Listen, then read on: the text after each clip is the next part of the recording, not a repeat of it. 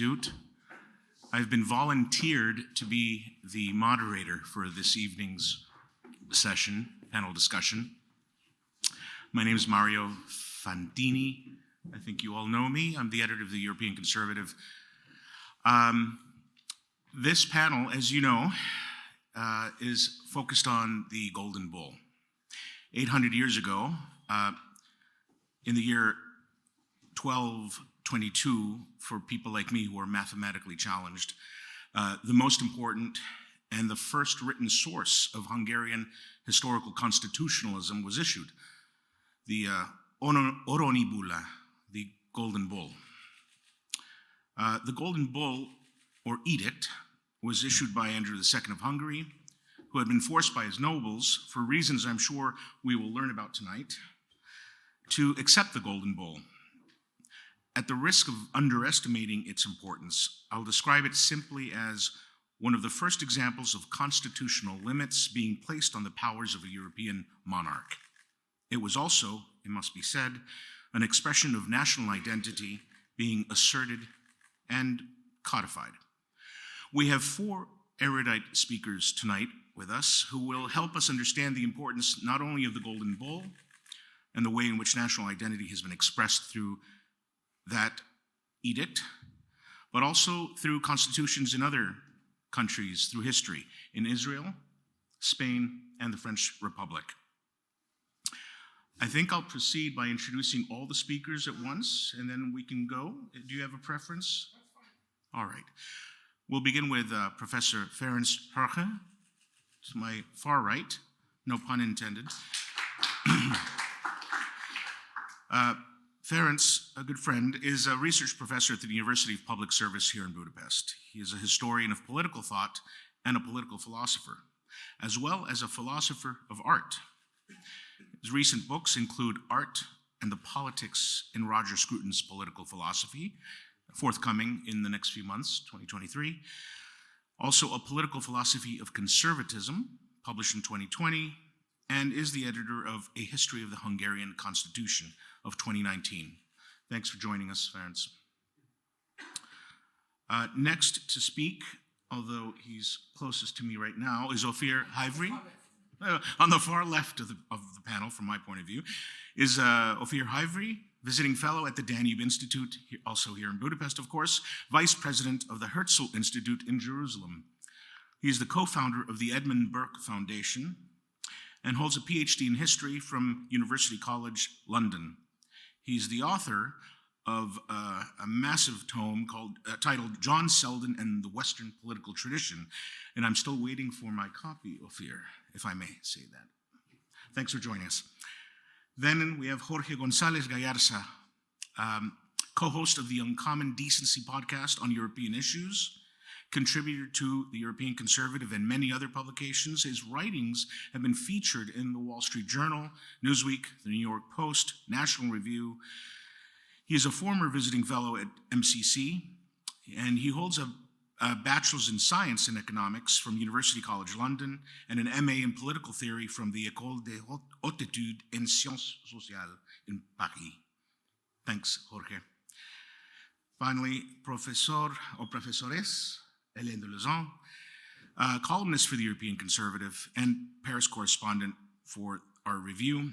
She holds a doctorate in history from the University of Paris-Sorbonne and is a professeur agrégé of the École Normale Supérieure, lecturer in history of French politics at the Catholic Institute of Superior Studies in the Vendée, and she is the author, most recently, of A History of Austria, published in 2021.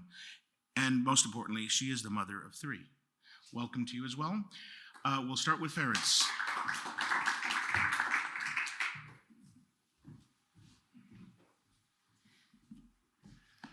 Ladies and gentlemen, dear friends, it's a great honor to be here and a great task to introduce in a short time 800 years history and constitutional thought. It's an impossible task, so let's embark on it. I am, first of all, let me admit, I am not a historian of constitutionalism, not a lawyer, and not a constitutional lawyer in particular. So what you will have from me is rather an introduction into the political and constitutional thought of this country in connection with the Golden Bull. And there is also a huge methodological problem, which we have to be aware. We will not solve it, but we have to be aware. And this is how to go back in history through 800 years. I propose to distinguish 5 different layers, and we try to dig through them. The first one is our own one. We are in the 21st century, and we have got here in Hungary a new constitutional document, fundamental law, as it is called, or basic law. That's the present moment of constitutional ideas. Then we have got an earlier period when my guide to this introduction was born and lived. This is Professor László Péter, a distinguished Hungarian scholar who worked at the School of Slavonic and East European Studies in London.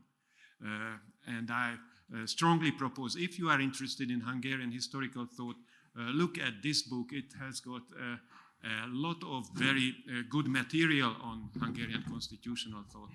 So that's the way to enter it. By the way, for the last or the first layer which I mentioned, I should have pointed out that we have got this book which Mario already mentioned.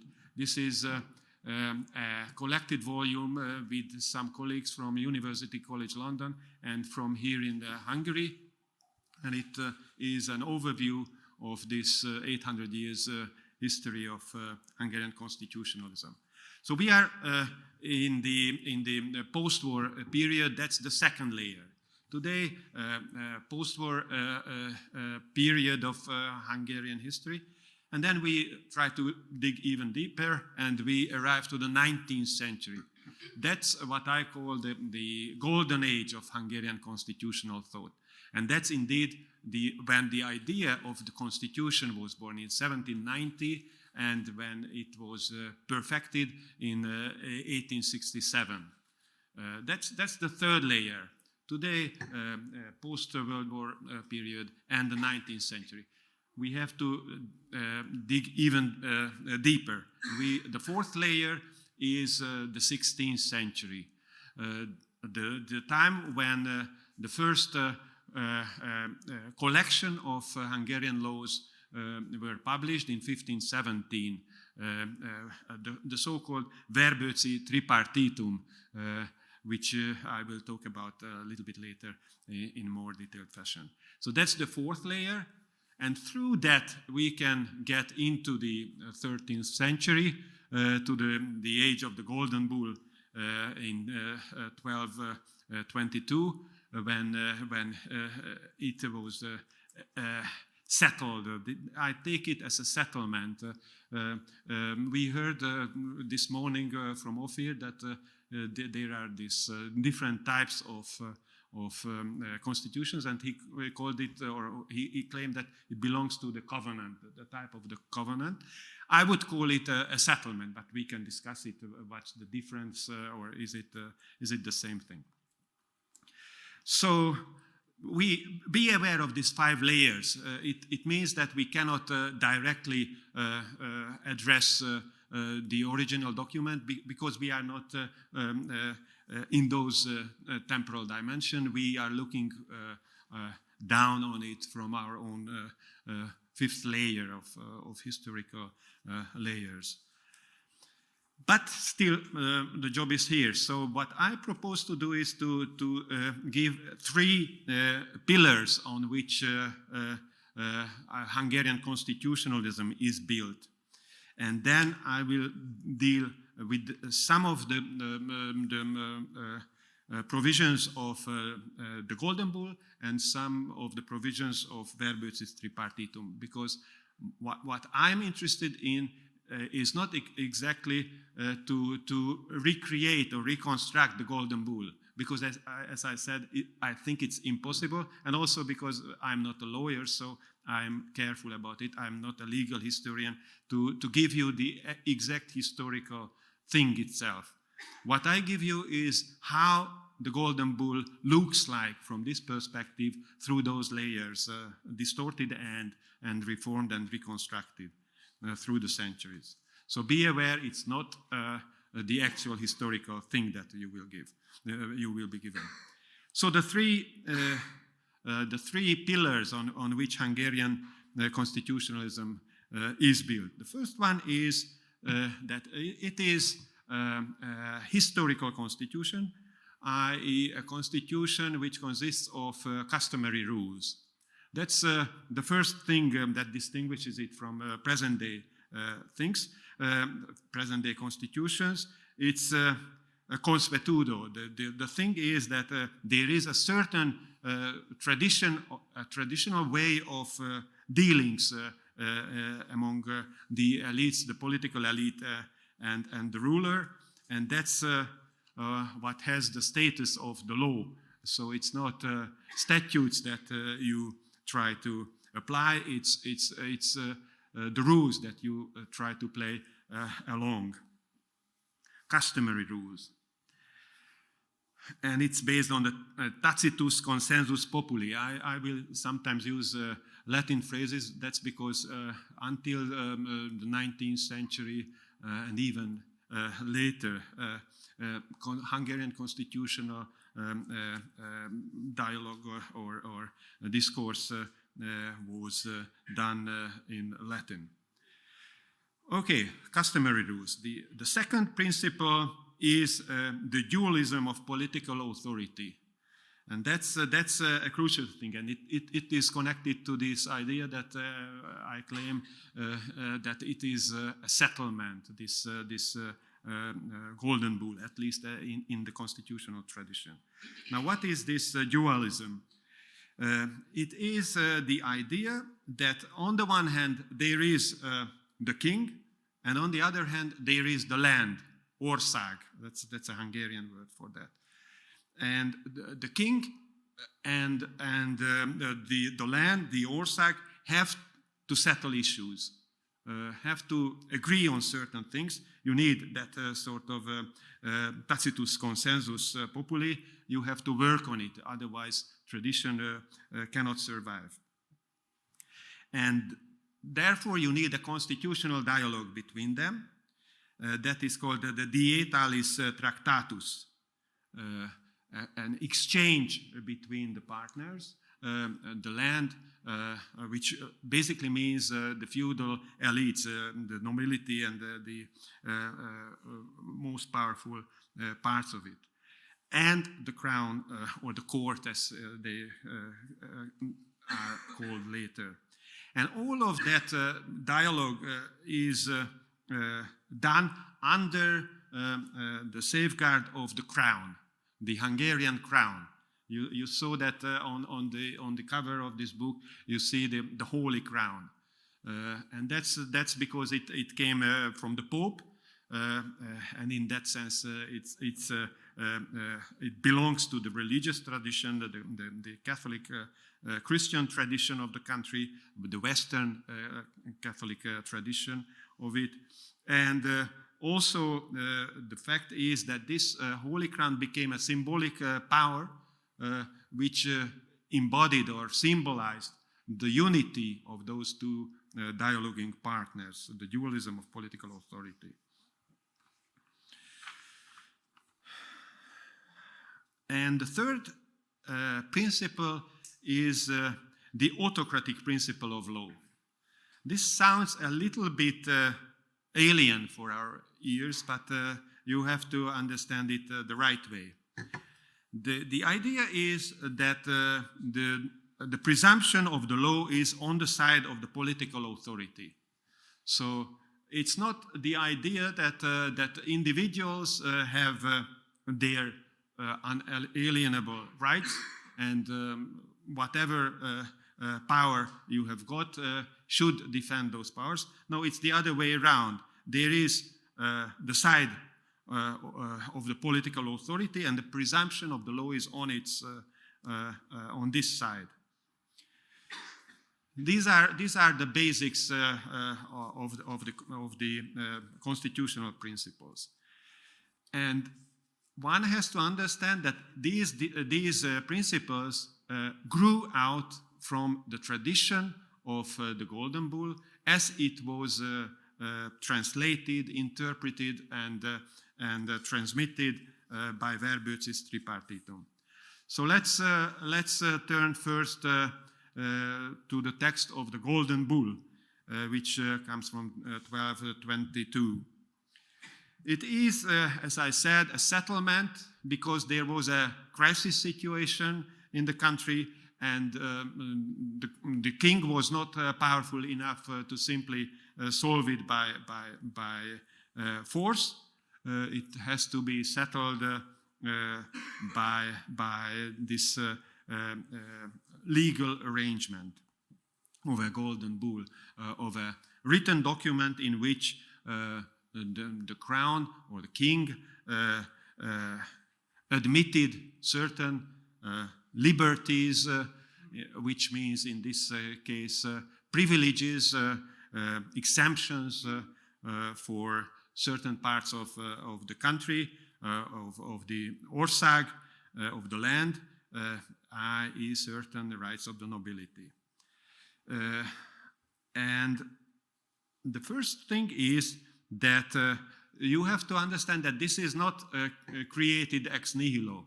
It's not an invention of the partners to this settlement. What they do is claimed, at least, to be a confirmation, a reaffirmation of the existing customary rules. So in this sense, you have to understand the term of reform that comes in here. Reform means not a new idea to invent or to change in a certain direction the law. It's rather to give back to the community its original form. So the text goes, "The liberties of the nobles of our realm, as well as of other peoples, have been much diminished." So what we have got here is a situation where, although there were these liberties of the nobles, as well as of other peoples, so not only the nobles, they diminished and they complain about it. And this is from the explanatory first part of the text of the bull.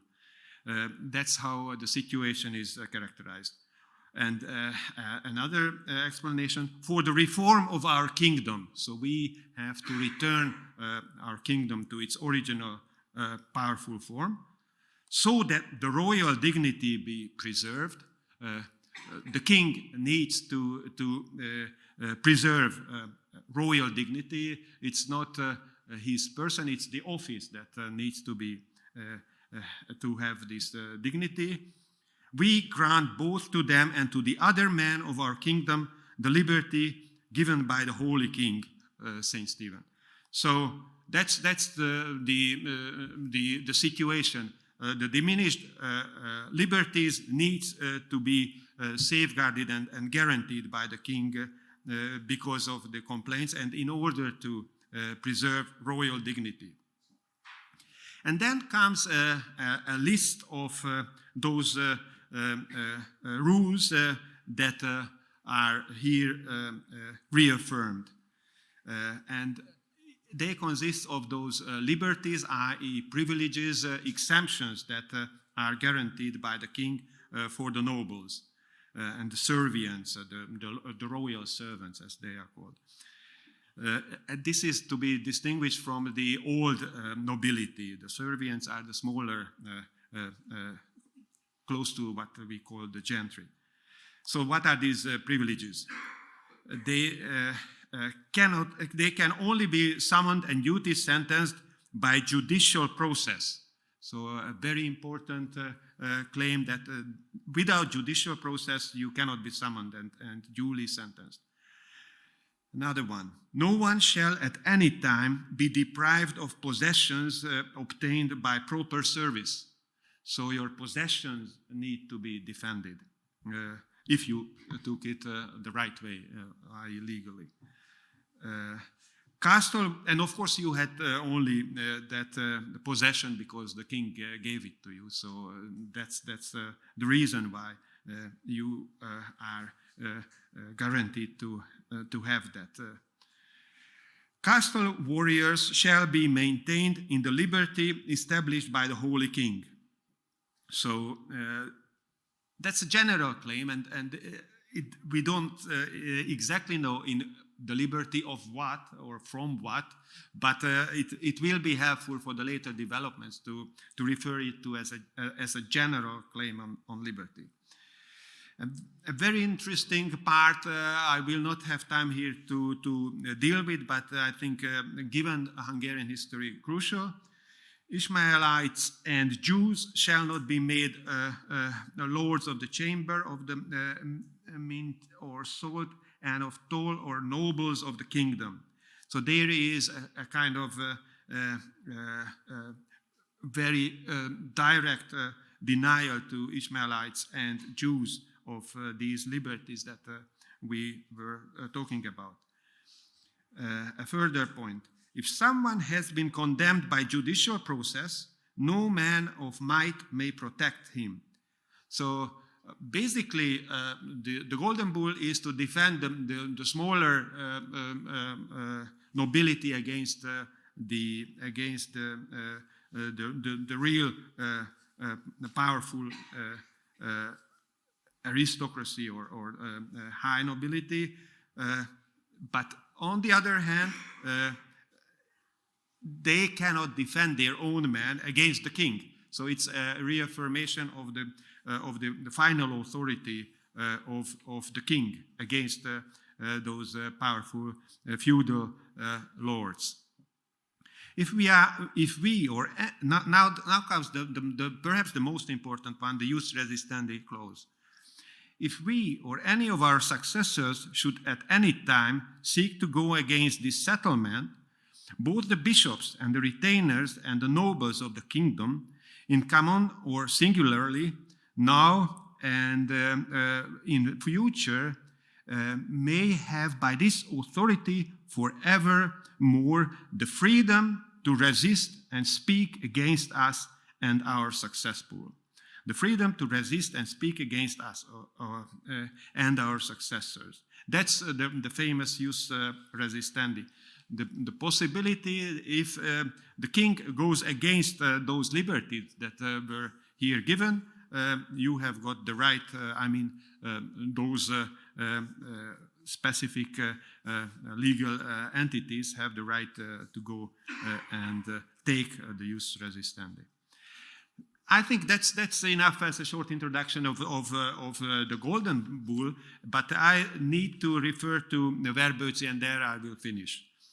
Verbőci was a part of the elite of the Diet, of the assembly of the Hungarian landed elites, and he was also a lawyer. So what he did was to try to collect the rules, the customary rules of the country. We are in the early 16th century, and there is again a debate between the king and the land. That's why I say that there is this duality of the powers, and also the need to exchange and dialogue, constitutional dialogue, in order to get to a settlement. And the way to do it is to collect your rights, to collect the rules, the customary rules. And Verbőci provides us with this scheme that there is the Sacra Corona, the Holy Crown, and the Holy Crown defines how the king's person needs to be selected and what his office would consist of. And also within the realm of this authority of the Sacra Corona, we have got the landed nobles who are also claiming to have certain rights coming from the Holy Crown. So the crown embodies, in a way, the two of them embodies the body politic. This is, of course, a later term. It's not there in the 16th century, but that's how it came to be interpreted in the later layers. And so the king and the nobility are under the authority of the crown. The kings have made laws by summoning and consulting the people. That's the idea. The king cannot do it for his own, according to his own voluntary will. It's the consultation and the summoning of the people that will give the authority to the laws. And one has to keep in mind that when there is this duality, the king and the land, the Ország, it's always the nobility. By the term populus, which means the people in the Latin terminology, it means the people in the sense of that part of the society which could have a say in this constitutional dialogue. The populace is the nobility. And the four rights that are so famous of this tripartitum are claimed to come from the Golden Bull. That's not a historian's claim, it's the claim of a lawyer. And one has to understand that whenever in this historical constitution you refer to history, it's not the history of the historian, it's the history of the lawyer and the constitutional lawyer. And the constitutional lawyer needs to address constitutional issues of the moment. So it's always interpreted in accordance with the demands of the day. So in that sense, you have to be aware that there is, let's say, a kind of a constitutional interpretation or even invention. But still, the reference is to the past, to the Golden Bull. The four basic claims that comes out from Verböcis tripartitum. The first is that they cannot ever be arrested by anyone in their person or anyone's instance, complaint or request without being first cited or summoned and condemned by judicial process.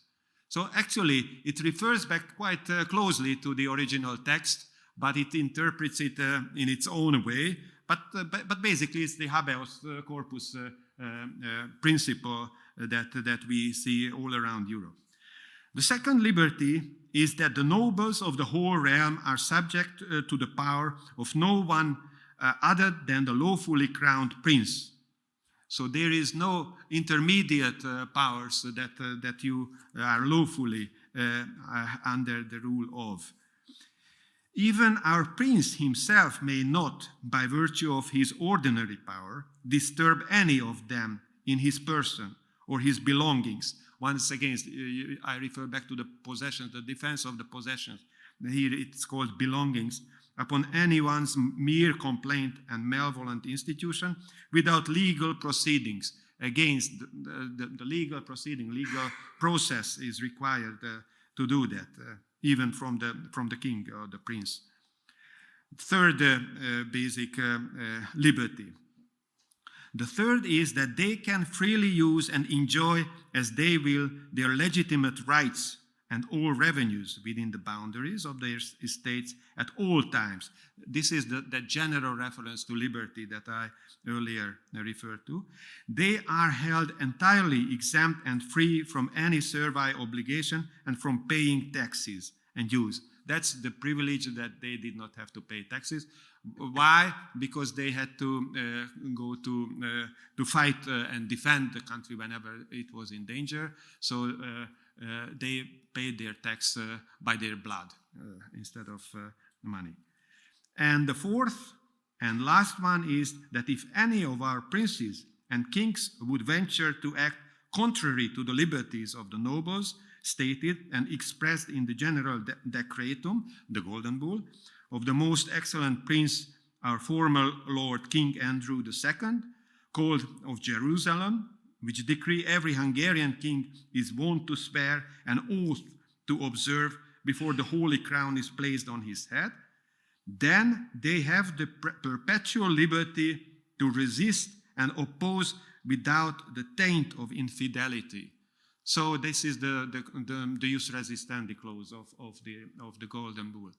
So I tried to show you that the Golden Bull had certain local solutions to local problems, to the particular debate of its age. But the result of the existence of such a document, and even more importantly, the customary reference to it within the community for later periods, resulted in the crystallization of certain rights, privileges for the nobility against the king, and also providing safeguards or legal arguments against the king, which resulted in the birth of the constitution, which is about, when they actually use the term constitution, is from the debates in 1790. And the whole reference is to this tradition of the Golden Bull as it was interpreted by Verbötz's Tripartitum. And that collection of customary rules, which never has been accepted and became official, so there was no king's agreement on it, but the land, the Ország, the country, used it as the reference point for its constitutional identity, and that resulted in the birth of the 19th century of a civil society which claimed the same rights for the whole of the community beyond the aristocracy or the nobility, and that's the source of the settlement with Austria, which resulted in the settlement of 1867, the golden age of Hungarian politics. So that's what I can provide for you today. We can talk about the present day concerns, of course, because as I mentioned, we are 5 layers above that. And in the new fundamental law, there is actual references to the achievements of the historical constitution. So in a way, reintroduced after the communist constitution, which tried to bracket that tradition. And in this way, there is now a real debate and a real effort in Hungary to try to work out how to bring back that very rich tradition of constitutional thought and bridge the period when that historical constitution was broken between 1944 and 1990. Thank you very much.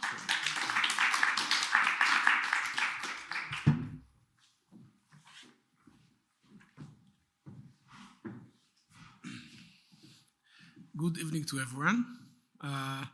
It may seem that I will speak on something that is very far from the 800 years road from the Golden Bull that Ferenc described, but actually I don't think in some ways it is very far, because after all, the importance of the Golden Bull was not that it was a document that someone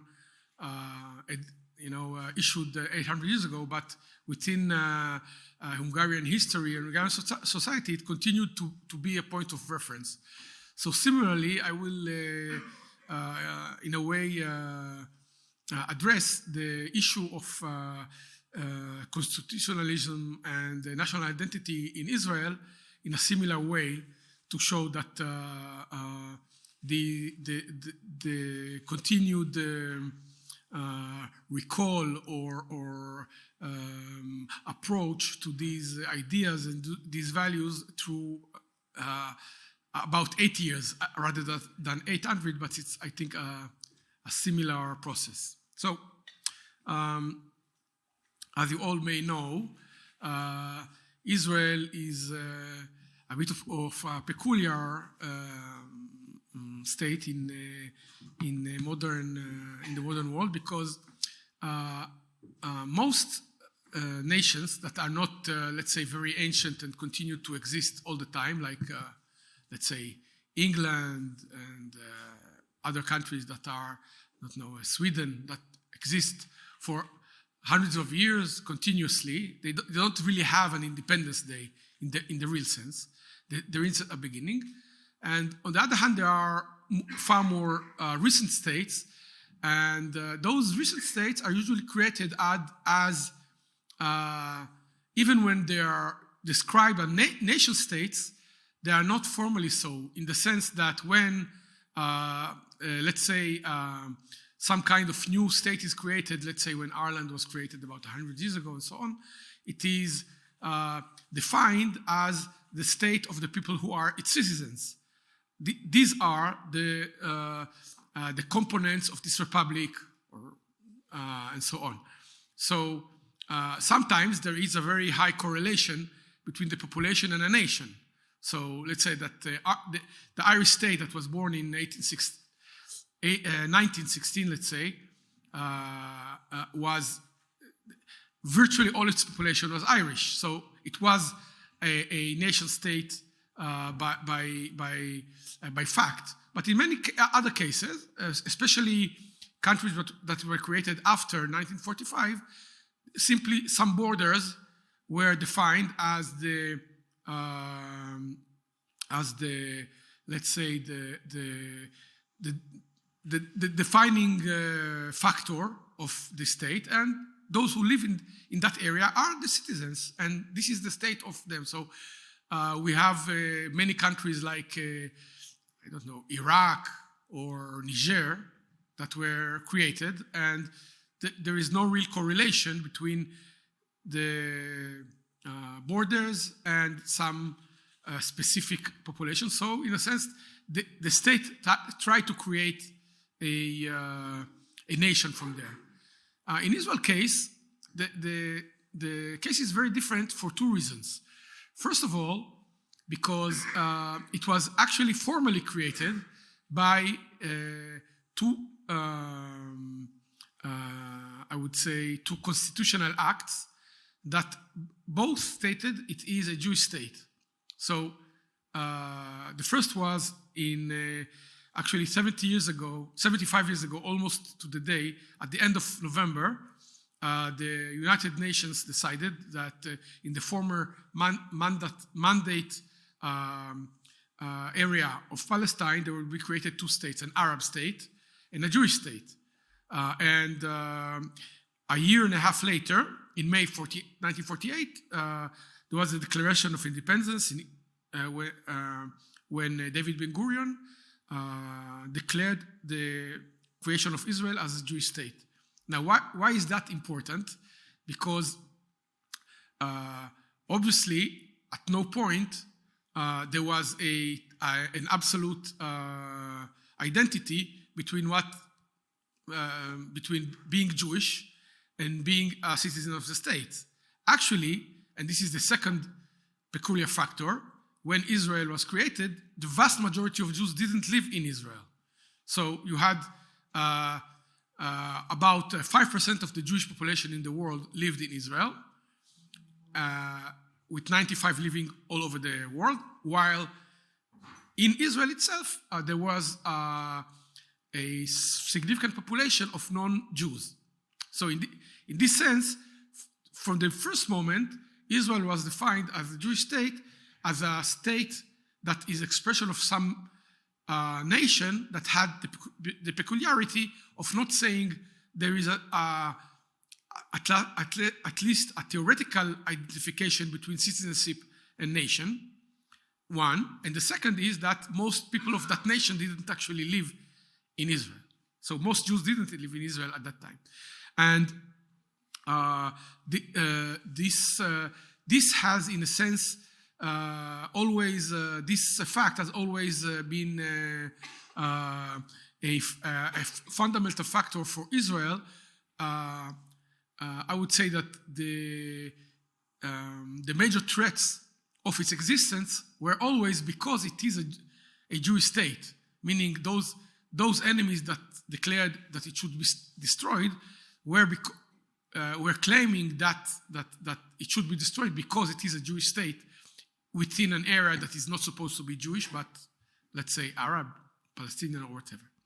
So, in a sense, after independence, Israel didn't create a written constitution, but for various reasons, mainly that the argument is connected with what I said before. The founding fathers of Israel said it would be very strange for 5% of Jews to create a constitution for a state that is supposed to be the house of all of them. So let's wait for 1 or 2 or 3 generations. And eventually when most Jews will believe in Israel, we can have a proper constitution. So for the time being, we will have a kind of unwritten constitution and some basic laws. And we might say the most basic of basic laws in Israel is the law of return, which immediately after the state was declared, basically stated that every Jew in the world can automatically become a citizen of Israel simply by coming to Israel. So in this sense, you see how both by international law, since there was this decision by the UN, and by Israeli Declaration of Independence, and by the law of return, the central identity of the state was as a Jewish state.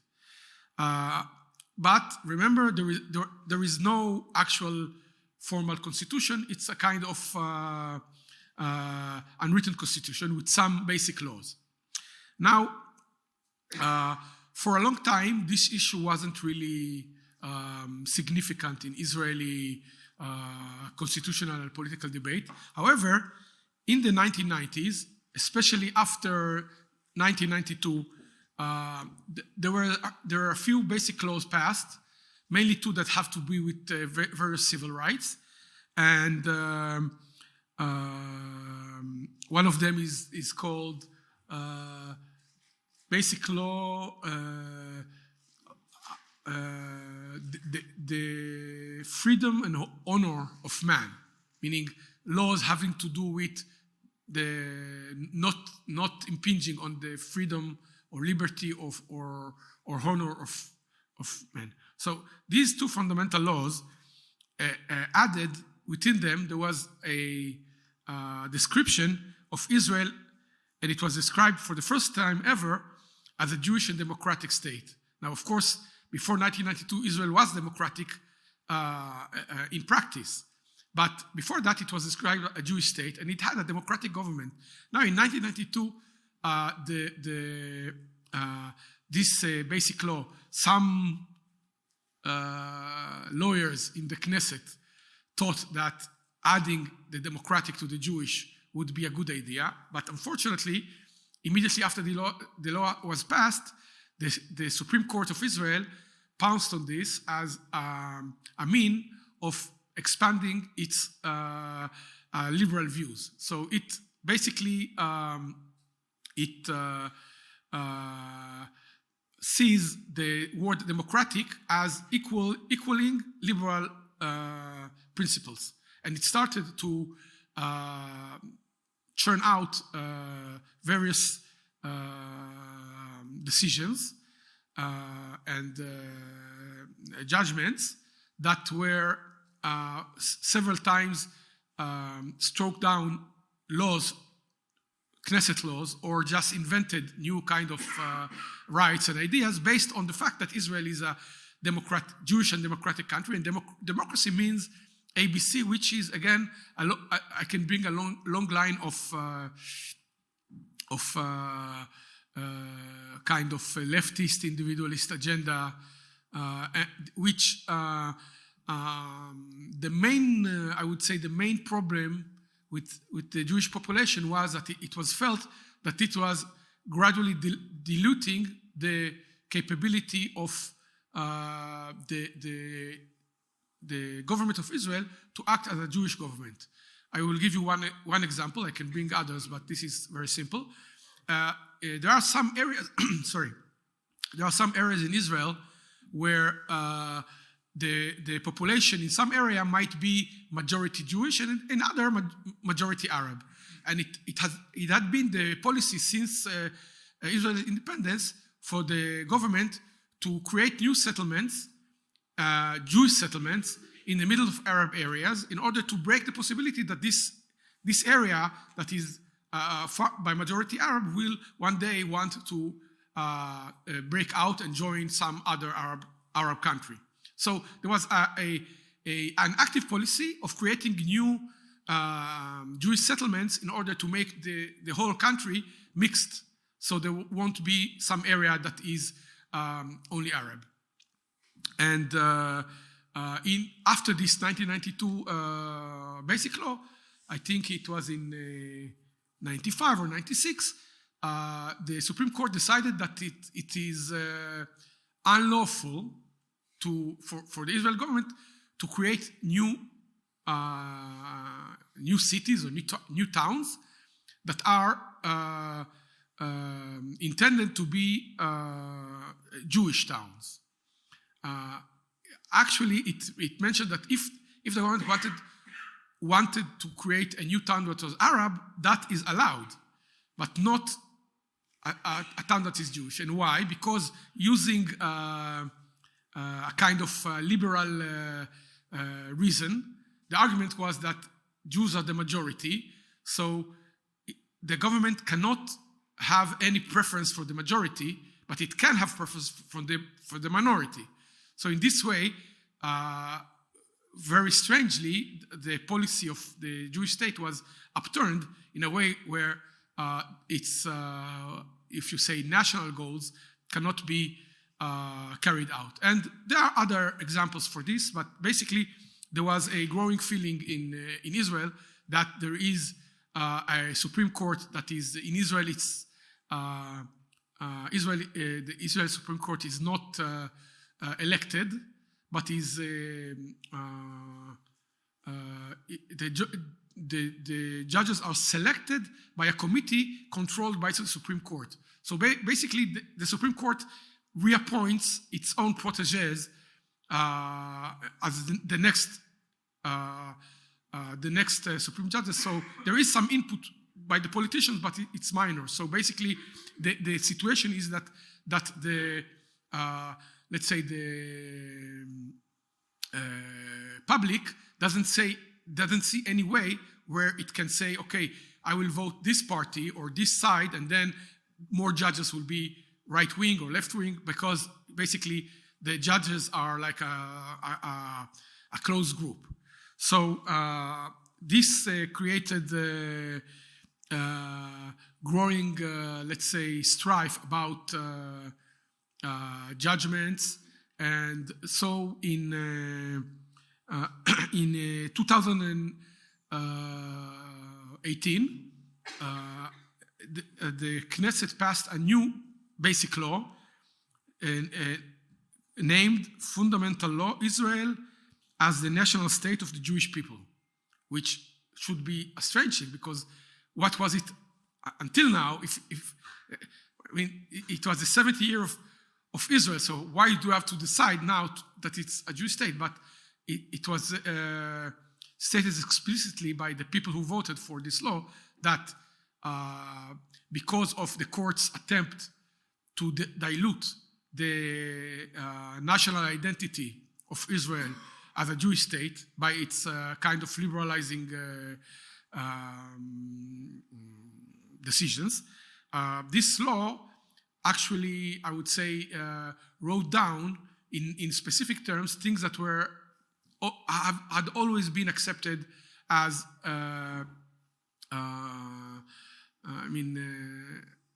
no one debated them in Israel. They were clear.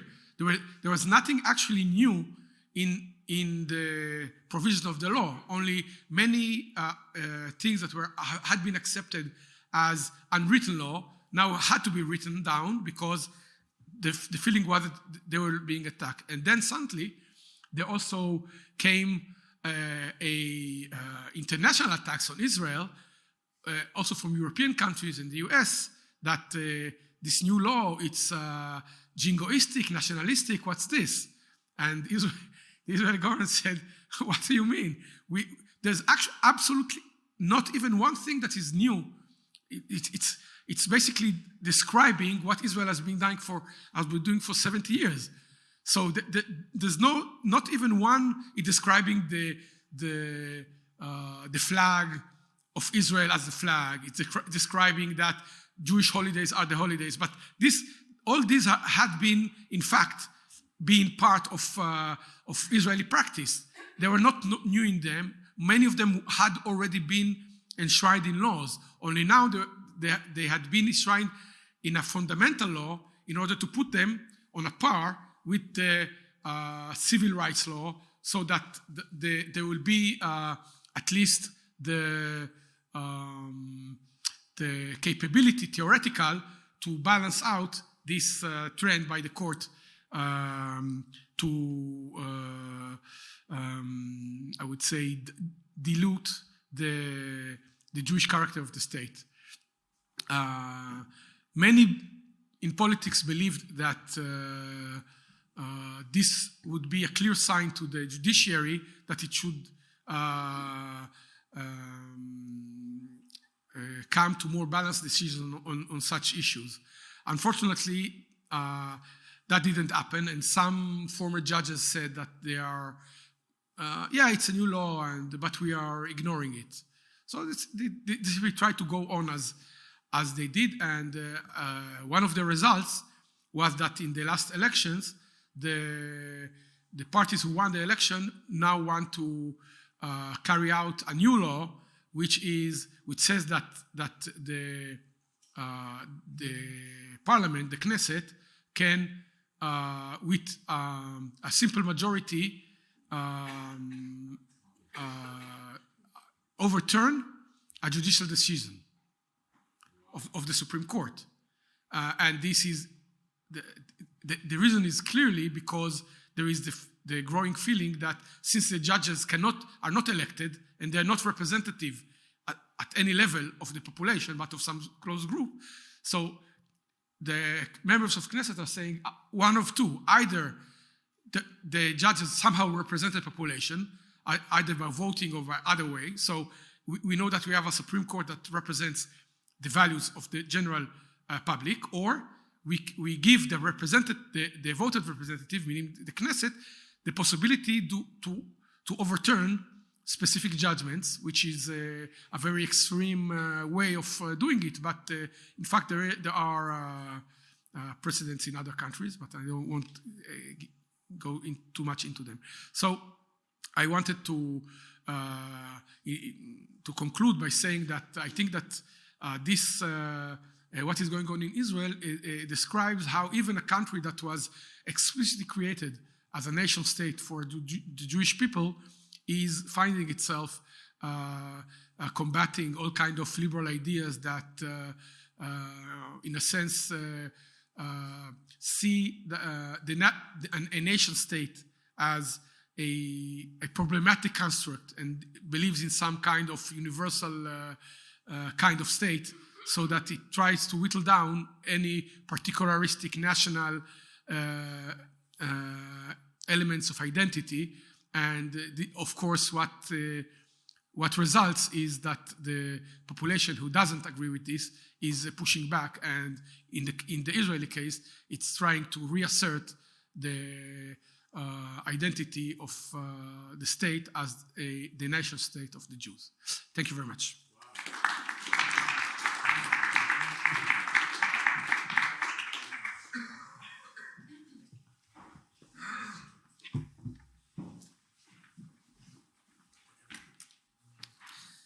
thank you, Ofir, and thank you, Mario, for moderating this panel very graciously, and thank you all for being here. I'm truly delighted to be a part of this panel, which is the culmination of one of the most productive day-long seminars that I've been to, and I just want to thank everyone who's been involved with Ofir's working group on constitutionalism. If I had to summarize the spirit of today's meeting, I would say that the participants have largely cohered around the contours of what I would call substantive constitutionalism. And I mean this by contrast to Jürgen Habermas's constitutional patriotism. Habermas believed in the aftermath of World War II that universally worded constitutions could replace the sort of the atavistic loyalties of nation and tribe. And I think the participants in today's seminar believe on the contrary, that constitutions are the vehicle through which nations get to preserve, cultivate, and project onto the future their particular legal and political traditions.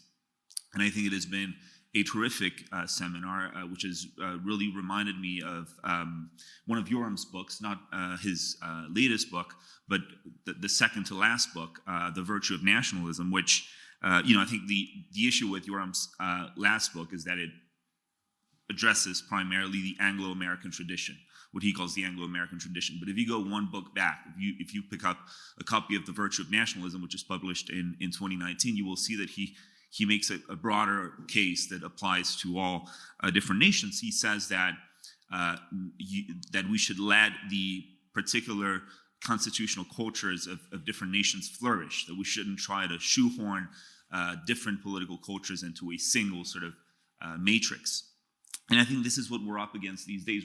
We're up against a sort of legal and constitutional globalism. This is essentially the project of the EU. It wants to essentially erase the constitutional and legal traditions that have defined our nations for millennia, 800 years in Hungary's case, and replace it with a sort of universally worded constitution. And I'm really surprised and, in fact, also worried to hear that something similar is happening in Israel.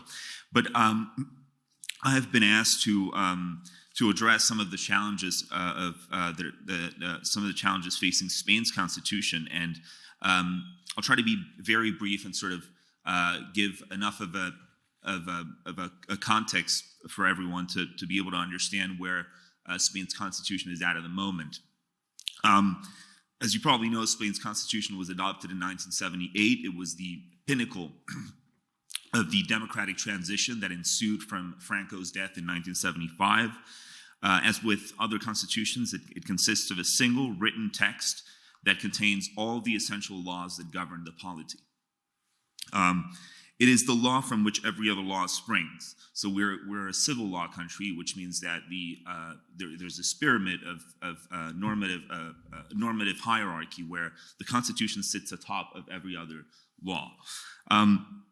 We have a unique constitutional tradition, as has every other country represented on this panel and beyond, but we hew close to the tradition of continental Europe. So I'll begin by addressing some of the common traits, some of the traits that Spain's constitution shares with other constitutions in France and other countries, and then I'll turn to some of the unique sort of characteristics. So to begin with, in legal terms, we are here to the constitutional tradition of continental Europe as opposed to the Anglo-American tradition, and the Constitution draws inspiration from many of the same wellsprings and sources that other constitutions in France, Italy, Germany, Portugal do draw their inspiration. Our legal order is underpinned by two foundations. To begin with, the substance is one of Roman law, particularly the Justinian Code that was channeled by the successive bodies of Visigothic law in the 6th and 7th centuries. So essentially when Rome falls and Spain is settled by the Visigothic tribes, slightly later, but essentially the Visigoths sort of channel the Roman law that predated their kingdom, and they turn it into something that they take ownership of. And I think this sort of Roman Germanic synthesis is also present in other countries.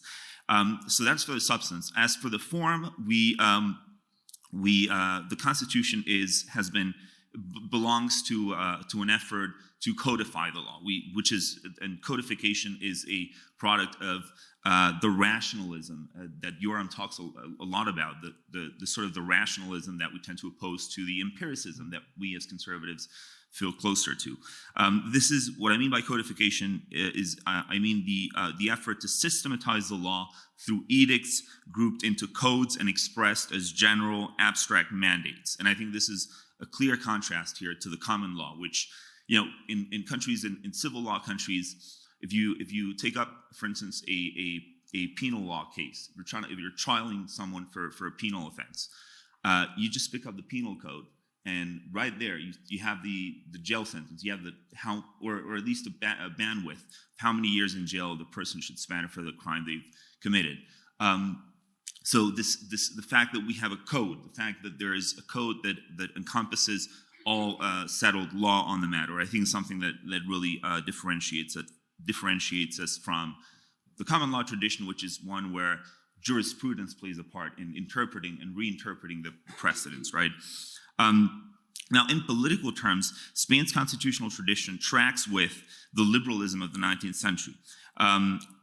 Throughout the 19th century, various constitutions have succeeded one another, but the most important one is La Pepa, which is passed in 1812. And La Pepa is named. It was passed the day of Saint John, and Saint John in Spanish is Pepe. So Pepa was the. And this really should get you thinking, because constitutions are general, or at least in Spain, are generally regarded as feminine, as something that it's La Pepa, it's not El Pepe.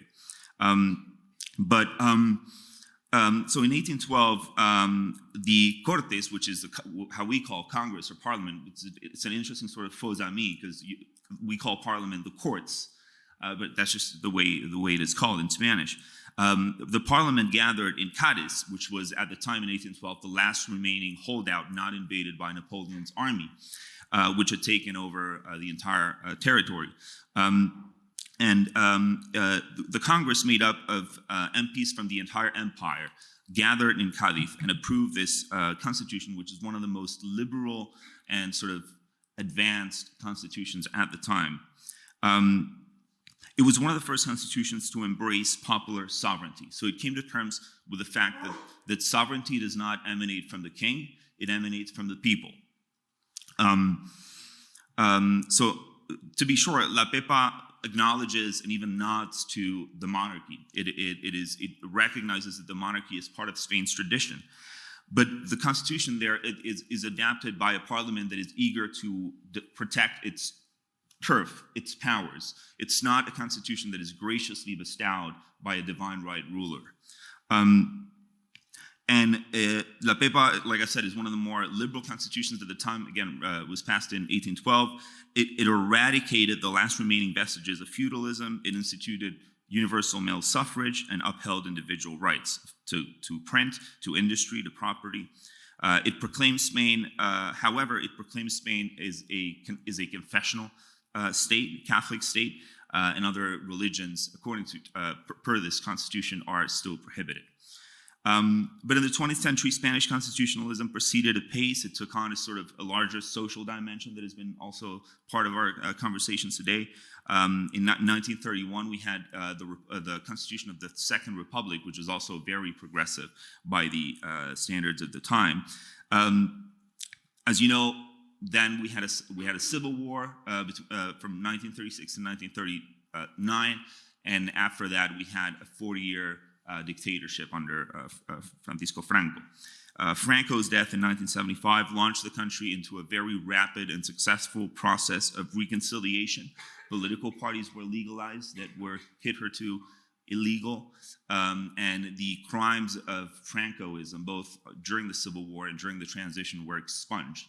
And so were the crimes of the Republican forces during the Civil War. So in 1977, there's this big sort of sweeping amnesty law that felt like one big hug with every other fellow Spaniard. We agreed to sweep the grudges of history and to sweep them to history's dustbin, right? To the dustbin of history. The democratic transition, when Franco dies, culminates with a referendum where 92% of voters approved the 1978 Constitution as drafted, and thereby installing a parliamentary democracy and what we call a social and democratic lawful state. And I want to address now, and I'll be very brief, I want to address some of the unique traits, some of the traits that make Spain's constitution unlike some of the other constitutions, even in the continental legal tradition. The Constitution of 1978 enshrines a parliamentary monarchy. So the monarchy really is a central institution in Spanish life. You've got to realize that, bar from a brief interlude in 1973, 1974, the Spanish monarchs of two major dynasties had ruled uninterruptedly until the Second Republic in 1931. Spain had been, except for that brief interlude, which is the First Republic, had been a monarchy all throughout, except when it was invaded, obviously, by the French. But monarchy is constitutionally restored in 1978 in the person of King Juan Carlos, the grandson of King Alphonse XIII, who was dethroned by the Second Republic. And as you know, Juan Carlos abdicated quite recently, a year and a half ago, following a scandal in his son and current king, Philip VI. And I was asked by Ofir to try to elucidate some of the challenges regarding the rise of regionalism and sort of the problem with Catalonia, the problem with the Basque Country. And I'll try to very briefly provide a few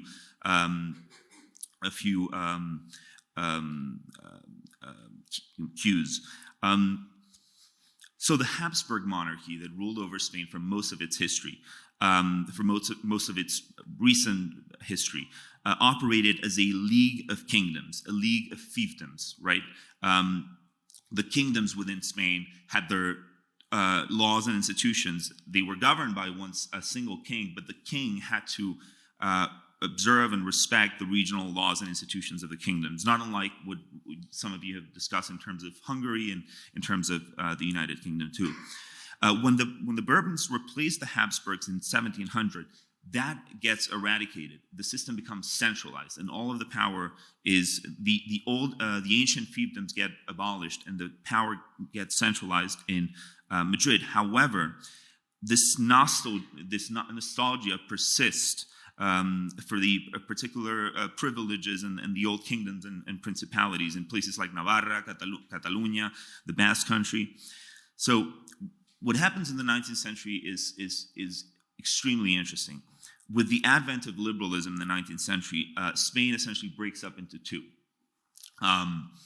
You have, on one side, you have a deep political rift between, on one side, the liberal faction, which counterintuitively, you may think that the liberals were on the side of regional autonomy. Well, in fact, it was the opposite. The liberals were more Francophile, so they favored greater centralization. You had the liberals on one side geared around the figure of Queen Isabel II, and on the other side, and this may ring familiar to Mario, who in the Eurocon printed an incredibly interesting article on los requetés a while back, on the other side of this political divide, which is the Carlists, the sort of the more conservative side that favored the alternative to Queen Isabel, King Carlos.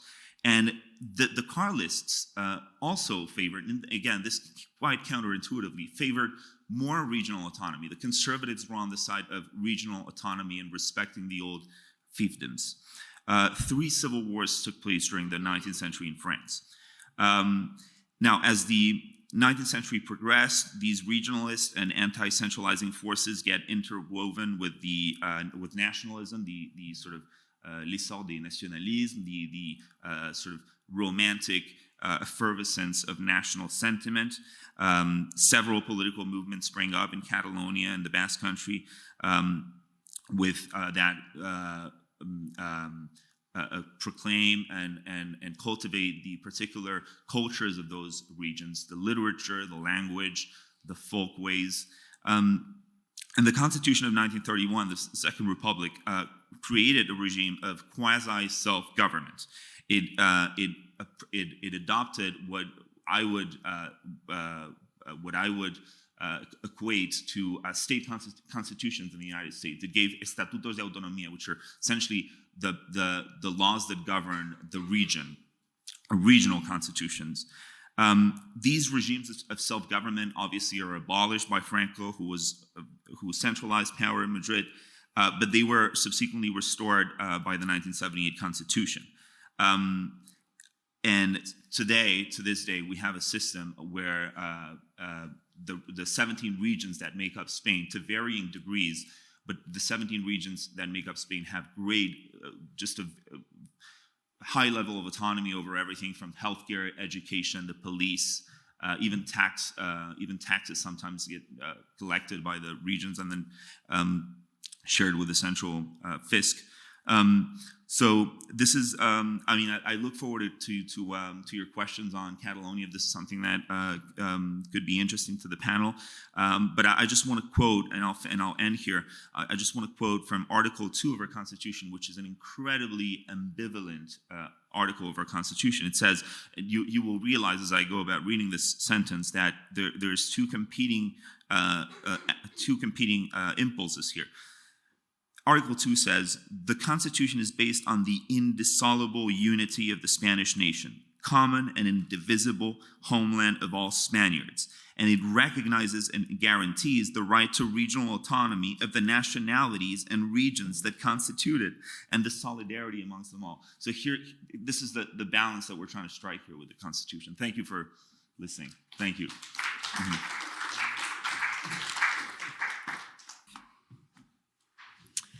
Dear friends, I'm very glad to be here at the invitation of Ofir Haivry, which I thank warmly for that.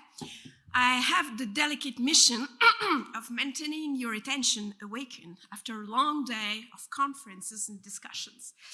And it's quite a challenge speaking of French constitutional matters, so I try to do my best.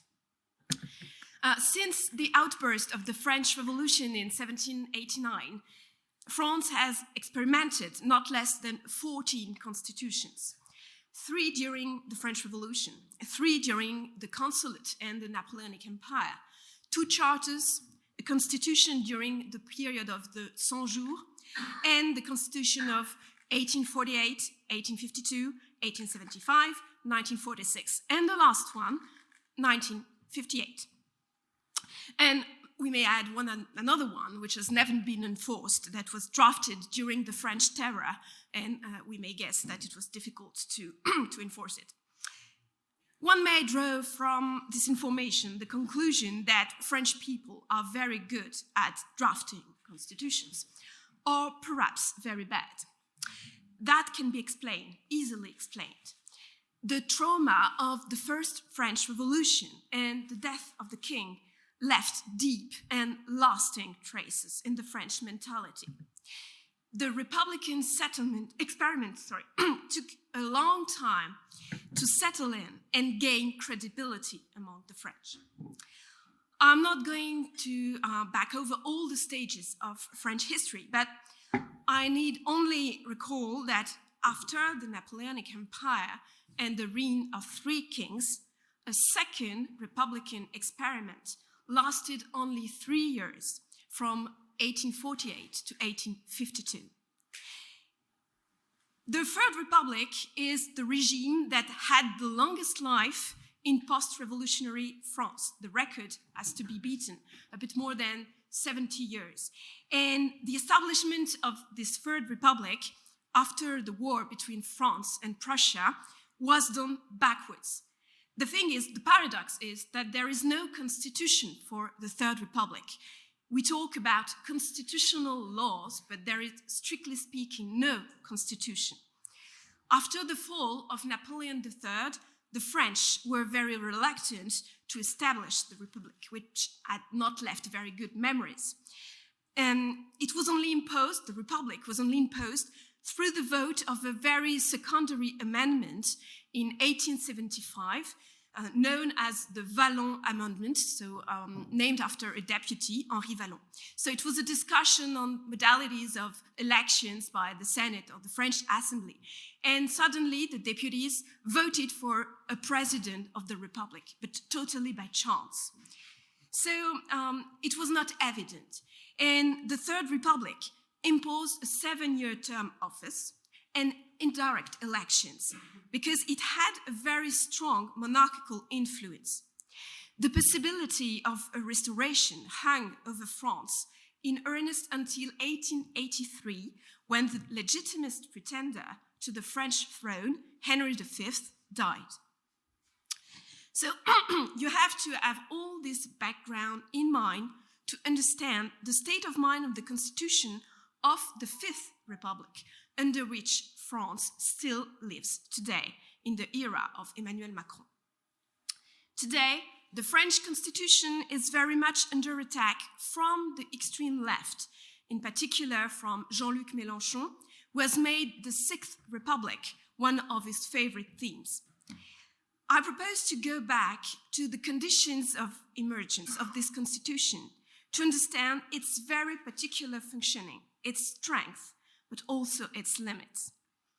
The Fourth Republic was born at the end of the Second World War. It was reproducing in broad outline the functioning of the Third Republic, but in an official way. A very advanced parliamentarianism, with an all-powerful regime of the parties denounced by General de Gaulle, and a great facility to overthrow governments. The result of this constitution of the Fourth Republic was a chronic instability that paralyzed the country, and it was particularly dangerous in times of unrest. 1955, the Red All Saints' Day, La Toussaint Rouge, as we call it, it's the beginning of the Algerian War. Of course, it takes place among a worldwide decolonization movement, but it was not a war of independence for France. Algeria was France, as a certain minister of the interior of the time, François Mitterrand, reminded us. So it was a tricky situation, and the governments that succeeded one another at a frantic pace were totally incapable of dealing with the situation. And that was in this troubled context that General de Gaulle, the hero of the French resistance, who had enabled the constitution of a provisional government at the end of the war, allowing France to turn the page of the Vichy regime, was called in. The Fifth Republic was born in very particular circumstances. It was born from a form of putsch, military coup. A military man was called to office. And this is perhaps what the left reproaches the constitution nowadays for. The First Republic was born from a coup, and we must also remember, it was not born in Paris, it was born in Algiers. It is generally considered to be a half monarchist constitution. Why? It bears very heavily the trace of the French monarchical tradition.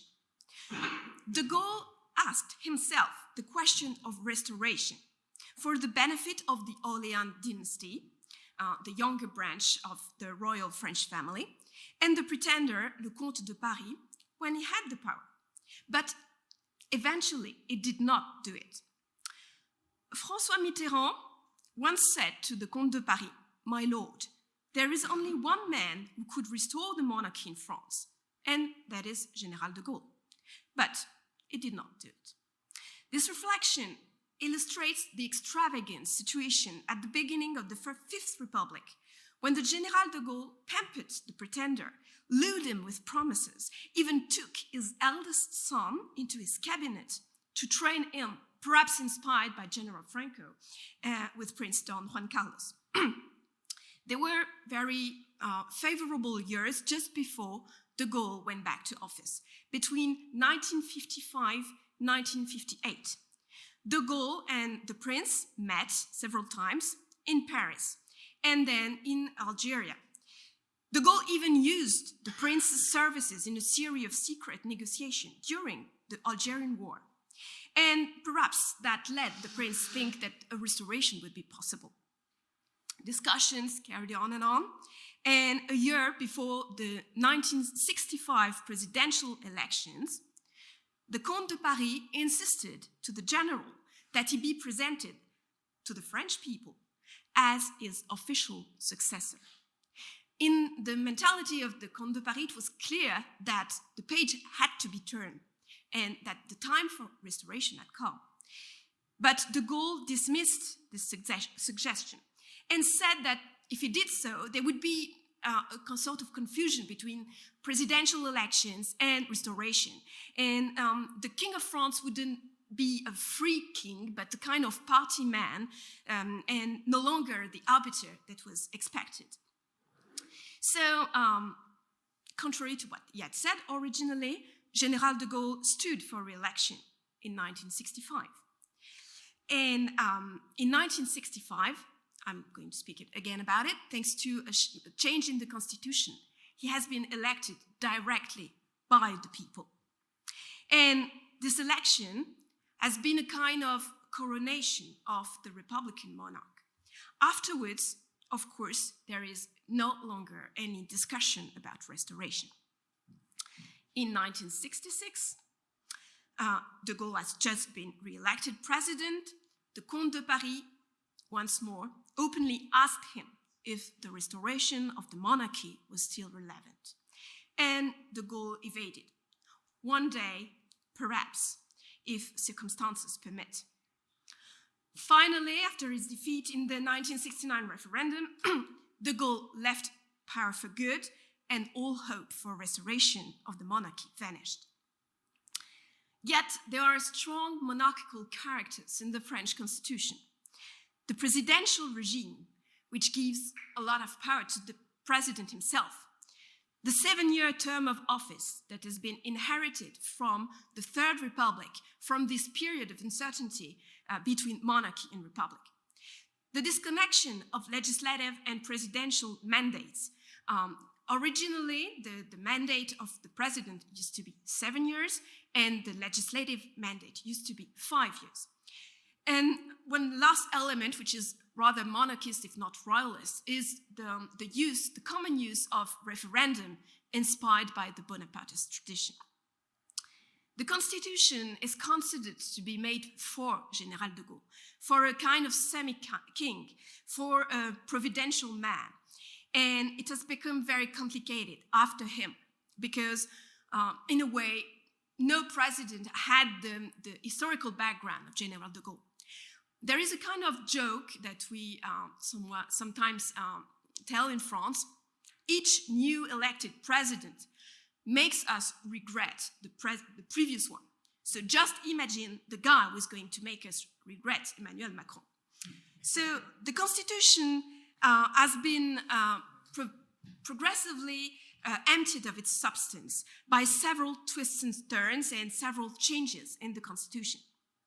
Originally, so as to reinforce the authority of the Republican monarch, the election was an indirect one. The president was supposed to be elected by the two chambers, the Assembly and the Senate. But in 1962, just after the end of the Algerian War, the election of the president was organized by direct universal suffrage. That's the first major change. The second major change happened with François Mitterrand, the socialist president elected in 1981. It was the first period of what we call in French cohabitation. That means that the majority elected in the chamber, in the National Assembly, was different from the political label of the president. So in 1986, the right won the elections with a socialist president. This particular situation was not deemed to be possible by the General de Gaulle. He considered that it couldn't have happened. So we may imagine that in the mind of General de Gaulle, he would have resigned if such a situation had occurred. But that was not the case. François Mitterrand decided to stay and appointed a right-wing prime minister, Jacques Chirac. A second cohabitation happened in 1993. So it became a kind of habit to have some time a discrepancy between the president and the National Assembly. Another major alteration to the constitution was the vote in 2000 with Jacques Chirac of a reform that reduced the mandate from 7 to 5 years. It was a kind of will to get rid of this monarchical aspect of the constitution. Some say that it was fancy to stick to the American model with a short term of office. And the idea was also to make the same length for the presidential mandate and for the deputy's mandate, which is, of course, a problem because you have no way of sending a signal to a particular government where you are not satisfied with the politics. Of course, in the American system, you have the midterms, which is something that doesn't exist in the French system.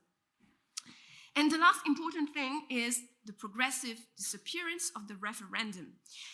No referendum has been held in France since 2005, so 17 years, without referendum, which was unthinkable for General de Gaulle, who thought that it was very important to regularly ask the people to renew its agreement towards the president.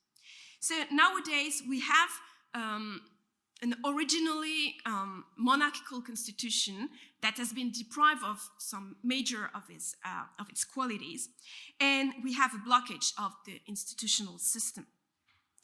And the situation culminates in the Macron regime, we may say.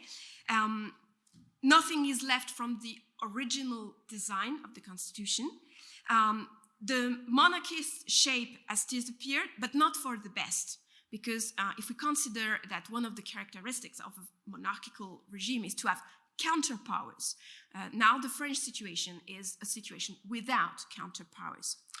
And so, of course, the theme of the constitutional reform is not shared by the whole spectrum of the political French field, but we are clearly attaining the limits of the original constitution of 1958. Thank you.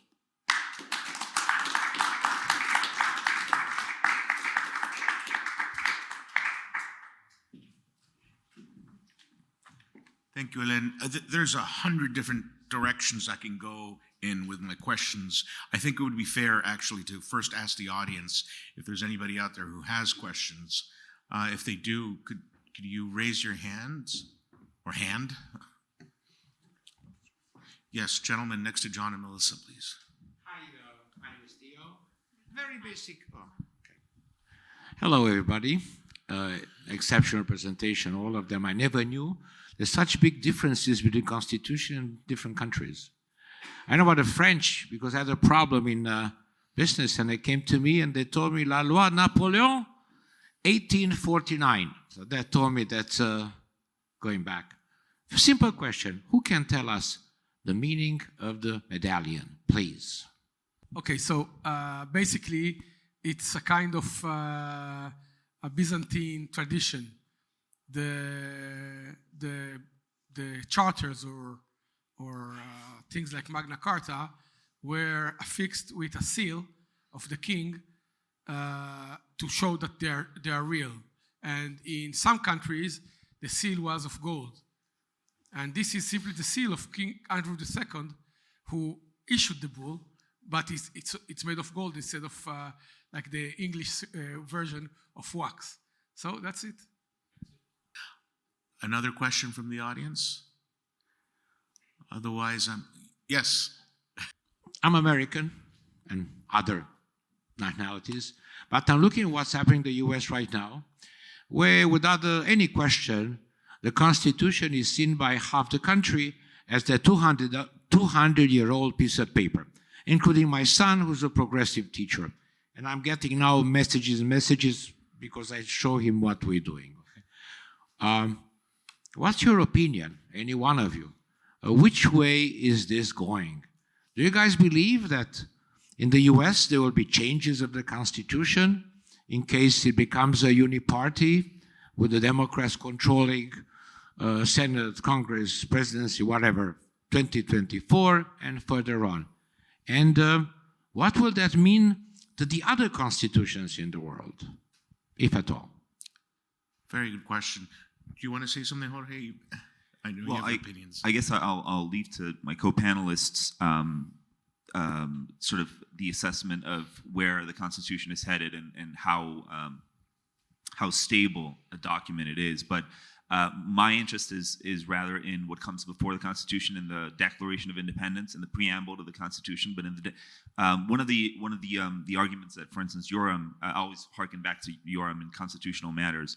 One of the arguments Yoram makes about the Declaration of Independence is that America is divided as to whether the self-evident truths that are inscribed in them, just to recall them, the Declaration says, we hold these truths to be self-evident, that all men are created equal, endowed by their Creator with certain inalienable rights, that among those rights are life, liberty, and the pursuit of happiness. Yoram says, he's essentially asking a question. He says, are those rights contextual? Are they? Do they apply only to Americans at the time that those words were written, or are they universal truths that should be? So there's a debate there between, I think, a classical liberal version and a fully liberal understanding of those words. I think that's one of the debates when it comes to constitutional matters in America. Anyone else on the panel? I would just to mention shortly, first of all, unlike countries like France, that it can have many constitutions, but no one thinks that is not France. In America, I think that the constitution is far more central to the identity of the country, and I'm asking myself, if America had a totally different constitution, is it really America as we understand it? But this is the first point. The second point is that in the Declaration of Independence, there is this line that Jorge mentioned about truths being self-evident, rights endowed by the Creator. Now, we recently saw a poll where the majority of people in the UK don't see themselves as Christians. And it might be the case that today or in a few years, the same would be with America. That now we should ask if those truths were self-evident, that people thought that people have rights coming from the Creator, are not true because people don't believe in the Creator. So it seems that the truths are not self-evident, but historical, because simply they're not self-evident, evidently. Ferenc has a comment, I think. Yes, because this question brings up, of course, the debates in the European Union about mentioning the Christian origins and Christian traditions, and also the debates in the recent fundamental law in Hungary about how to include a reference to it, which was done in a very clever way, although perhaps not as directly as in a Polish way, but still very cleverly. We are in 2011, so it's really quite new. And the thing is that the basic law quotes a phrase from the hymn of Hungary, the official hymn of Hungary. God save the Hungarians. And that is, of course, a reference which is put into the motto of the national avowal, which is the preamble of the basic law. So very tricky way to have a reference without the actual mandatory or legal constraint in it. So it's even if you if you are not a believer, it's your hymn, and that hymn has its place in your constitution. Thanks. I have something to add, but do you have a question or something to respond to this question? Just a question for our very own Ofir. Okay, Haivry. so let me make my comment, responding to this gentleman's comment and question. The first session this morning in today's working group, Ofir outlined 3 models of constitutionalism: charters, leagues, and administrative state, you said. And the thing I did not get a chance to say during the session was that I don't think the administrative state is a model of constitutionalism. I personally see the administrative state, as it's taken form in the recent decades and years, as a kind of cancerous outgrowth of constitutional disorder, especially in America. And so your question reminded me of all this. There are people in the United States, particularly associated with the Claremont Institute, who are doing work on the administrative state and what it is and what a danger it is to the U.S. Constitution. There is an attempt not to change it or reform it, but to circumvent it, to debilitate it, and to work around it. And that's the danger. That's all I wanted to say. Thanks. Hi, thanks so much. So I have a question for our very own Ofir Haivry about the Israeli constitution, if I may. And this sort of relates to actually what Jorge was talking about earlier in the context of Spain's modern constitution taking on many precedents, one of which, as you mentioned, was the Visigothic Code. This itself came out of the Justinian Code, as well as various forms of Germanic legal codes that were common among the different tribes and nations of the period. And on the Roman side was itself preceded by the Theodosian codes, or the codes of Theodosius. So we have a long history of different legal codes and interpretations there, all of which are considered either overtly or covertly throughout Spain's history in the formulation of its laws and finally its modern constitution. So I wanted to ask Ofir, in that, coming off that, how the Israeli code or the Israeli constitution or the basic laws that preceded it were inspired in the same way. Did the people who were crafting the constitution and the Israeli legal codes look back to Jewish legal history or cultural history? Did they look to people like the Rambam, to Maimonides, other people, or did they look to European legal and philosophical thought? I would just love to hear you tell us a little bit about what inspired these people and what they look towards when crafting these documents. Thank you. Okay, so I would say that, again, remember that there isn't a written codified Israeli constitution. So basically what the founders of Israel actually wrote, except for specific laws, is the Declaration of Independence. And the Declaration of Independence mainly looks to Zionism. It says that according to the vision of Herzl, and so on and so forth. So basically, we have to ask, what did Zionism base its constitutional or historical vision? And I can't get into it too much today, but basically, Herzl was, when he envisioned the idea of a Jewish state, it was obvious to him that ideas like let's say, the social contract are irrelevant for various reasons, and other theories that were existing. So he basically fashioned a theory that seemed new, but it actually has its own, its roots in biblical law, as well as in other, there is some version of it in common law and in Roman law. And this is basically the idea of, since there is no social contract, and since there is no national covenant that can exist now because the Jews are scattered all over, so someone has to, in a sense, come and lead them without a prior authorization. How come you are the leader of the Jews? No one voted for you, and he can't vote for you because they're scattered all over. So basically, he came up with this idea of we can say, the emissary without a sender, meaning there is a similar idea called the negotorium gestio in Roman law, that let's say that you see a shop that its owner cannot take care of it. Let's say someone is trying to steal something, and the owner is either abroad or is a kid,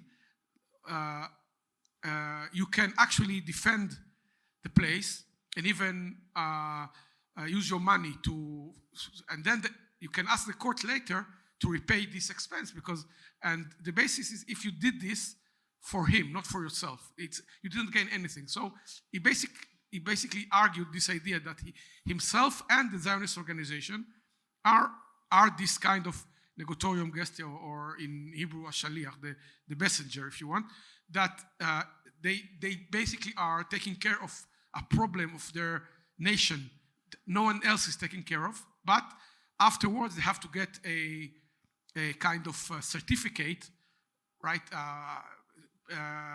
by the Jewish people saying, yes, we agree to what you did. It wasn't for personal gain or anything like that. So this kind of theory was behind it, in a sense.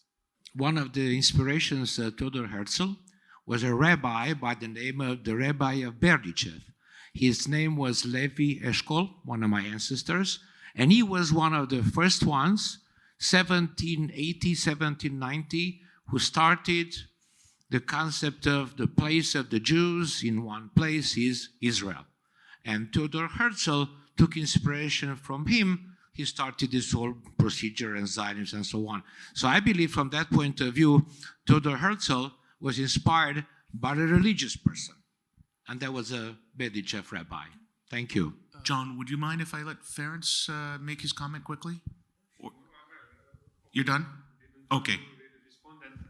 I just wanted to mention that actually I read recently a book that argues that Herzl was influenced by the Hungarian national movement at the time, since he was born in Budapest and grew until 18 years old. And that activity was very, there was a fervent nationalist activity at that time in Hungary. Actually, it was influenced by that. So that's another aspect, maybe. Okay, my apologies. No, it's fine. As Professor de Lauzun undoubtedly knows, the succession of French constitutions led to the Punch cartoon in Victorian England of a man going into a public library and asking for a copy of the French constitution and being told, "I am sorry, sir, we do not stock periodicals." But the point is the British may be going down this path. Yesterday, there was a major proposal from the leader of the Labour Party, building on work done under the chairmanship of Gordon Brown, the former Prime Minister. And since the Labour Party is likely to form the next government, this is very significant for a major series of constitutional reforms, which include replacing the House of Lords with an institution which has some democratic component but represents regions and so on, which includes a body which would be, it's not quite clear what relationship it has to Parliament and other elected institutions, an appointed body of notables, including mayors of big cities and so on, who would advise on constitutional change, and a lot of other very radical changes given the constitutional history of Britain. It occurs to me that what they all do, and other proposals too, is overwhelm what was previously the, so to speak, uncelebrated virtue of the English Constitution, which is that it doesn't have a separation of powers. The Crown in Parliament is, in fact, the clear locus of responsibility. And it is that may be one of the reasons why it is possible for the voters to feel they have a ready investment in the decisions of the country, because it's clear Parliament takes the decisions. Government in part, the Crown in Parliament is the government, and if things go badly, you know exactly where to go to complain or to throw the rascals out. And now this is going to not be the case. So independence, all of which is, and David may have things to say about this, all of which is to overcome most of which is to overcome the fact that there's a campaign in Scotland for independence. I have to say, I for one don't want Scottish independence, but I would greatly prefer it to completely abandoning the English constitution and overcome it with a series of bodies which are going to be in conflict with each other and disturb the clear democratic link between voter and government. Can I? Yes, please. I think one should not forget about a development after the Second World War, which has a basic impact on all these constitutional changes and dramatic losses, actually. And that is the rise of the discourse on human rights, which transforms the whole constitutional discourse in the Western world and around. And that's the issue that, in fact, the role of constitutions need to be redressed, and what you need in a constitution, according to this new post-Second World War agreement, was to look after the basic rights of the individual. That's what the Constitution is supposed to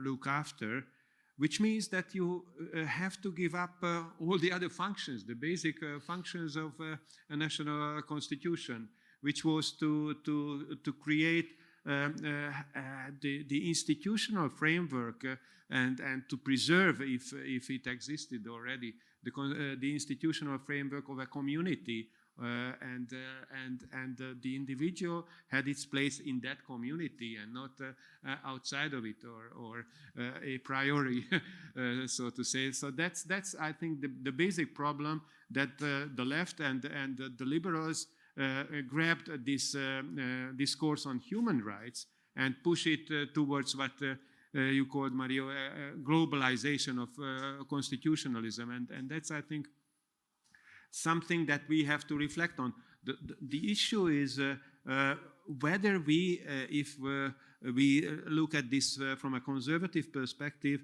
what should we do in that situation when the constitutional rights are simply the basic rights of the individual and nothing about the political community? Should we accept the fact that we are so diverse as we are? I think it was shocking to see how different these traditions are.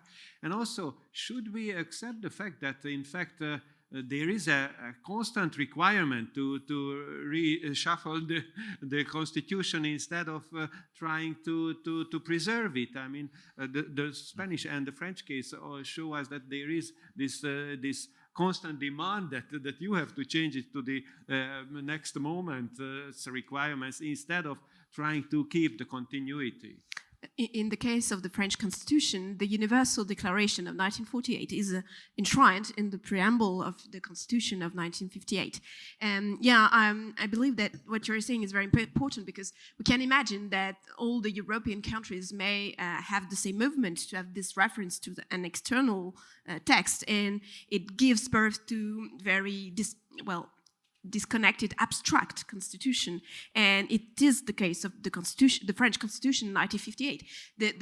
The only concrete elements is the reference to the language and to the motto and to the flag. That's all. But there is no historical references. There is no mention of a particular heritage or a French tradition or whatever. And the mention of the Universal Declaration is a kind of signature of this state of mind. Mario. Yes. Do you or any of the other panelists have any comments about the Constitution of the States movement that's been ongoing in the United States for a number of years? It was an effort, it was headed up by the now deceased senator for a period. I don't know who's in charge of it now. But within the Constitution, there is a framework for the states to get together to address any concerns, grievances that they had. But it requires, is it 36 states to approve it at the state legislature level? And we're at 20-something states now which have approved it. And many people who are conservative feel that this is a positive thing, that could they get to the magic number, that they could have the Constitution of the states, and it would have the force of law, whatever changes they made. I believe this is the process that could lead to what they're calling the Great National Divorce, which could see a breakup of the U.S., believe it or not. That this is a conversation. It's bubbling away. It's been going on for a number of years, and I think 3 states maybe ratified it last year, then the last couple of years. So it's not going away. It continues. Who was the gentleman from the state of Oklahoma? We had lunch with him while we were on one of the National Review things. Anyway, it's headed up by serious people, and it is a serious project. It's terrifying, but it also is a symptom that something is wrong, right? Yeah. Any comments on this? Perhaps on a U.S. divorce? No. No, I open up another can of worms here. And also, I think I should wrap it up because the questions I have for each of you will open up 4 more hours of conversation. I'll just give you the example. For Jorge, we could talk about Catalonia, and its role, its impact, its potential. For Helene, I was thinking, well, the Vichy regime, what happened then to the constitutionalism? And you brought up settlement versus covenant. That's probably another hour of conversation. I don't think anyone's willing. Anyway, let's thank our panelists for a wonderful session.